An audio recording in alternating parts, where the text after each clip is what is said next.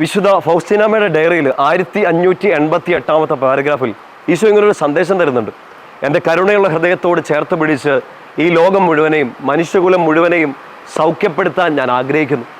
ഈശോയുടെ ഏറ്റവും പ്രിയപ്പെട്ട സഹോദരങ്ങളെ, ജൂൺ മാസം ഈശോയുടെ തിരുഹൃദയത്തോട്, ഈശോയുടെ സ്നേഹമുള്ള, ഈശോയുടെ കരുണയുള്ള ഹൃദയത്തോട് ഒത്തിരിയധികം നമ്മൾ അറ്റാച്ച്ഡ് ആവേണ്ട, ഈശോയുടെ ഹൃദയത്തോട് വലിയൊരു ഭക്തിയും വണക്കവും സ്നേഹവും ഒക്കെ കാണിക്കേണ്ട അഭിഷേകത്തിൻ്റെ ഒരു മാസമാണ്. ജൂൺ 7-ാം തീയതി നമ്മൾ ഈശോയുടെ തിരുഹൃദയത്തിൻ്റെ തിരുനാൾ ആഘോഷിക്കുകയാണ്. തമ്പുരാൻ്റെ ഹൃദയത്തിൽ എല്ലാവർക്കും ഇടമുണ്ടെന്നും തമ്പുരാൻ്റെ ഹൃദയത്തോട് ചേർന്നിരുന്നാൽ എല്ലാ കാര്യങ്ങൾക്കും സൗഖ്യവും ഉത്തരവും ഉണ്ടെന്ന് ഉറപ്പിക്കേണ്ട, നമ്മുടെ ഉള്ളിലേക്ക് ബോധ്യം കിട്ടേണ്ട വലിയ അനുഗ്രഹത്തിൻ്റെ ഒരു മാസമാണ് ജൂൺ മാസം. ഈശോയുടെ തിരുഹൃദയത്തെക്കുറിച്ച് ഒരുപാട് കാര്യങ്ങൾ നമ്മൾ കേട്ടിട്ടുണ്ട്. ഈശോയുടെ തിരുഹൃദയത്തോട് ചേർന്നിരിക്കുമ്പോൾ ലഭിക്കുന്ന ഒരു സന്തോഷവും ആനന്ദവും ഒക്കെ നമ്മൾ അനുഭവിച്ചറിഞ്ഞുകൊണ്ട്, പ്രത്യേകിച്ച് ഈശോയുടെ പ്രിയപ്പെട്ട ശിഷ്യനായ വിശുദ്ധ യോഹന്നാൻ ശ്ലീഹ ഈശോയുടെ ഹൃദയത്തോട് ചേർന്നിരുന്ന് നമ്മളിങ്ങനെ കൊതിപ്പിക്കുന്നുണ്ട് അങ്ങോട്ട് കയറിയിരിക്കാൻ, അങ്ങോട്ട് ചേർന്നിരിക്കാൻ വേണ്ടി. പ്രിയപ്പെട്ട സഹോദരങ്ങളെ, ഈശോയുടെ തിരുഹൃദയത്തിൽ നമ്മുടെ സങ്കടങ്ങൾക്കും നമ്മുടെ വേദനകൾക്കും രോഗങ്ങൾക്കും കണ്ണുനീരുകൾക്കും ആകുലതകൾക്കും എല്ലാം ഉത്തരമുണ്ടെന്ന് ഉറച്ച് വിശ്വസിക്കുക. ഫൗസ്റ്റീനാമ്മയുടെ ഡയറിയിൽ തന്നെ അതിൻ്റെ 1033 പാരഗ്രാഫിൽ ഫൗസ്റ്റീനാമ്മ ഇങ്ങനെ പറയുന്നുണ്ട്: എൻ്റെ ഹൃദയത്തിൻ്റെ ആകുലതകളും ടെൻഷനും വേദനകളും ഭയങ്ങളും ഒക്കെ വർദ്ധിക്കുമ്പോൾ ഞാനത് എൻ്റെ ഈശോയുടെ തിരുഹൃദയത്തിലെ തിരുമുറിവിലേക്ക് വെച്ചു കൊടുക്കും. ഈശോയുടെ തിരുഹൃദയത്തിലെ തിരുമുറിവിൽ വെച്ച് കൊടുത്തിട്ട് ഞാൻ ഈശോയോട് പറയും, അങ്ങേക്ക് എല്ലാം സാധ്യമാണ്. Everything is possible unto you. നമ്മൾ ഇന്നിപ്പോൾ കേട്ടുകൊണ്ടിരിക്കുമ്പോൾ തന്നെ എന്തോരം ആകുലതകൾ, എന്തോരം സങ്കടങ്ങൾ, വേദനകളിലൂടെ നമ്മൾ കടന്നു പോകുന്നുണ്ട്. പക്ഷെ നമുക്കിതെല്ലാം ഇറക്കി വെക്കാൻ വേണ്ടി ഒരു സ്ഥലമുണ്ട്, ഈശോയുടെ തിരുഹൃദയം. ആ തിരുഹൃദയത്തിൽ നമ്മളത് കൊടുത്ത് ഈശോയെ അങ്ങേക്കെല്ലാം സാധ്യമാണെന്ന് പറയുമ്പോൾ തന്നെ നമ്മുടെ ഉള്ളിലേക്ക് വലിയൊരു റിലീഫ് വരികയാണ്. കാരണം നമുക്ക് വേണ്ടി തുടിക്കുന്ന ഒരു ഹൃദയം, നമ്മുടെ വേദനകളെല്ലാം ഏറ്റെടുക്കുന്ന ഒരു ഹൃദയം, നമ്മളെ നന്നായിട്ട് മനസ്സിലാക്കുന്ന ഒരാൾ ഈശോ. ആ ഈശോയുടെ കരുണയുള്ള ഹൃദയത്തിൽ നിന്ന് എല്ലാത്തിനും ഒരു ഉത്തരവുണ്ട്. ആ കരുണയുള്ള ഹൃദയത്തിൽ നിന്ന് ഒഴുകിയിറങ്ങുന്ന തിരുരക്തവും തിരുജലവും നമ്മളെ സൗഖ്യപ്പെടുത്തും, നമ്മളെ സാന്ത്വനപ്പെടുത്തും. അത് ഈ ഒരു മാസക്കാലം പ്രത്യേകിച്ച് നമ്മളൊന്ന് അനുഭവിച്ചറിയേണ്ടതാണ്.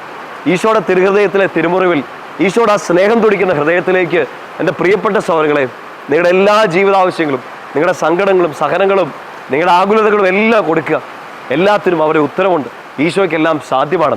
ഫൗസ്റ്റീനാമ്മയുടെ ഡയറിയിൽ തന്നെ 84 പാരഗ്രാഫിൽ വളരെ സുന്ദരമായ, നമുക്ക് നല്ല പരിചയമുള്ള ഒരു പ്രാർത്ഥന ഇങ്ങനെ പറഞ്ഞു തരുന്നുണ്ടല്ലോ: ഈശോയുടെ തിരുഹൃദയത്തിൽ നിന്ന് കാരുണ്യ സ്രോതസ്സായി ഒഴുകിയിറങ്ങിയ തിരുരക്തമേ തിരുജലമേ ഞാൻ അങ്ങിൽ ശരണപ്പെടുന്നു.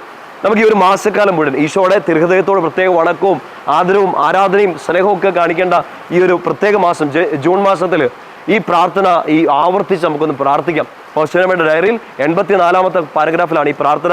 വലിയൊരു ശരണത്തിൻ്റെയും വലിയൊരു ആശ്വാസത്തിൻ്റെയും പ്രാർത്ഥനയാണ്. ഈശോയുടെ തിരുഹൃദയത്തിൽ നിന്ന് കാരുണ്യ സ്രോതസ്സായി ഒഴുകിയിറങ്ങിയ തിരുരക്തമേ തിരുജലമേ ഞാൻ അങ്ങിൽ ശരണപ്പെടുന്നു. നമുക്ക് ശരണം വയ്ക്കാൻ, നമുക്ക് ആശ്രയിക്കാൻ ഈശോയുണ്ട്, ഈശോയുടെ ഹൃദയമുണ്ട്. ആ ഹൃദയത്തിൽ എനിക്കും നിങ്ങൾക്കും ഇടമുണ്ട്. ഇതാണ് നമ്മുടെ ഏറ്റവും വലിയ വിശ്വാസവും നമ്മൾ മുന്നോട്ട് നയിക്കേണ്ട പ്രത്യാശയും. ഇതാണ്, എൻ്റെ ഈശോയുടെ ഹൃദയത്തിൽ എനിക്ക് ഇടമുണ്ട്. ആ ഹൃദയത്തിൽ നിന്ന് ഒഴുകിയിറങ്ങിയെന്ന തിരുരക്തവും തിരുജലവും എനിക്ക് ഉത്തരം നൽകും, എന്നെ സൗഖ്യപ്പെടുത്തും, എന്നിൽ ആനന്ദം നിറയ്ക്കും, എന്നെ ഈശോയുടെ ഹൃദയത്തോട് ചേർത്ത് നിർത്തും. ആ വലിയൊരു ബോധ്യത്തിൽ ഈ ഒരു മാസം വലിയൊരു അനുഗ്രഹത്തിലേക്ക് നീങ്ങുക. കർത്താവിൻ്റെ കൃപ നിങ്ങളോട് കൂടെ ഉണ്ടായിരിക്കട്ടെ. അവിടുത്തെ ഹൃദയത്തിൽ ഇടമുള്ളവരാണ് ഞാനും നിങ്ങളും. ഈശോയുടെ തിരുഹൃദയം നിങ്ങളെ കൂടുതൽ കൂടുതൽ അവൻ്റെ നെഞ്ചോട് ചേർത്ത് പിടിക്കട്ടെ. അവൻ്റെ സ്നേഹം ആഴത്തിൽ ആഴത്തിൽ അനുഭവിച്ചറിയാൻ ഇടയാവട്ടെ. പിതാവിൻ്റെയും പുത്രൻ്റെയും പരിശുദ്ധാത്മാവിൻ്റെയും നാമത്തിൽ ആമേൻ.